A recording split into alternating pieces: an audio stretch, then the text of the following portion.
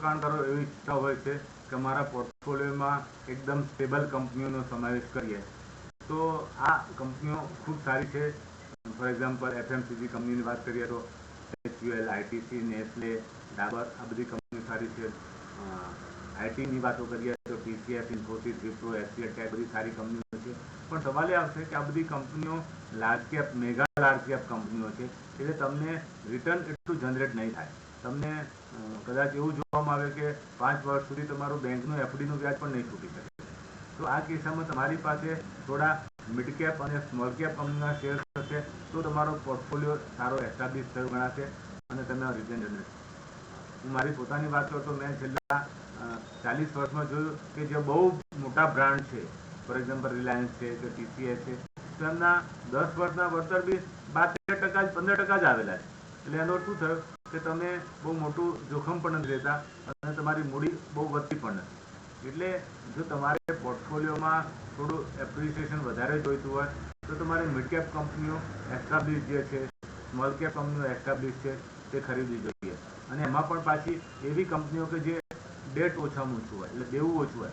ઘણી બધી કંપનીઓમાં દેવો પુષ્કળ વધારે હોય છે, જેના કારણથી શું થાય છે કે અમને જે પણ કંઈ નફો થાય એ નફો મોટાભાગનો બેંકોમાં અને ઇન્સ્ટિટ્યુશન્સમાં લોનના ચૂકવણીમાં જતો રહે છે.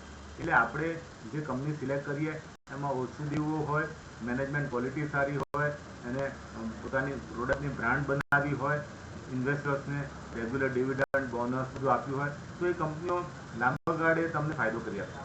બીજું ફાયદો એ થાય છે કે સ્મોલ કેપ કંપનીઓ જો એપ્લિકેશન કરે, બીજી કંપનીને મર્જ કરે, આમ કરીને જો મિડ કેપ અને લાર્જ કેપમાં બનશે તો તમને જે માર્કેટ કેપ વધ્યું એનો ફાયદો મળશે. ફોર એક્ઝામ્પલ 2003ની વાત કરો તો 2003માં ભારતી એરટેલનો પબ્લિક ઇસ્યુ 35 રૂપિયા આવેલો હતો, ત્યારે એ બહુ જાણીતી કંપની ન હતી.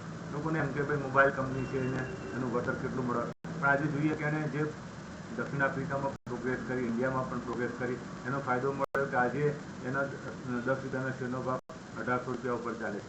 એટલે કહેવાનો મતલબ એમ છે કે આવા સ્ટોક્સ તમે રાખી મૂક્યા હોય તો તમને ફાયદો સારો દેખાય. બીજો એક્ઝામ્પલ આપું, TTK પ્રેસ્ટીજ. TTK પ્રેસ્ટીજ એટલે આપણે જાણીએ છીએ કે TTK જે પ્રેસ્ટીજ કુકરની બ્રાન્ડ આવે છે, એટલે કિચનવેરની બ્રાન્ડ આવે છે કંપની, તો એ કંપનીનો ભાવ અરાઉન્ડ 2005માં 50-60 જેવો ચાલતો હતો. આજે 2 રૂપિયાના શેર થયા પછી પણ એનો ભાવ 300-350 રૂપિયા પર ચાલે છે. એટલે કહેવાનો મતલબ એમ છે કે સારી કંપની, સારી મેનેજમેન્ટવાળી કંપની તમે લઈને મૂકી રાખો અને પછી જે એપ્રિસિએશન ઓવર ધ પીરિયડ આવે એ ખૂબ સારું હોય છે. પણ એ માટે તમારે ધીરજ જોઈએ. એ માટે માર્કેટમાં એવું પણ બને કે તમે સ્ટોક લીધો પછી 30-40% તૂટી પણ જાય અથવા ન પણ ચાલે, તો એ બધી પોસિબિલિટી આવે છે. અને પોસિબિલિટી એવી છે કે સ્ટોક માર્કેટમાં જો તમારે વેલ્થ બનાવવી હોય તો તમારે પુષ્કળ પેશન્સ રાખવી પડશે, ધીરજ રાખવી પડશે. ધીરજ તમારી પરીક્ષા કરે છે અને એમાં જો સક્સેસફુલ બન્યા તો તમને ફાયદો થાય. અને કદાચ એવું પણ બને કે તમે વર્ષો સુધી બેસી રહો તો પણ એમાં મોટો ફાયદો ન પડે. એટલે આમ સ્ટોક્સ ઇન્વેસ્ટિંગ એ બહુ બોરિંગ સબ્જેક્ટ છે અને બોરિંગ સબ્જેક્ટ સાથે રિસ્કી પણ છે. એટલે આ ખ્યાલ રાખી અને કંપનીઓનો પોર્ટફોલિયોમાં સમાવેશ કરવો. Thank you.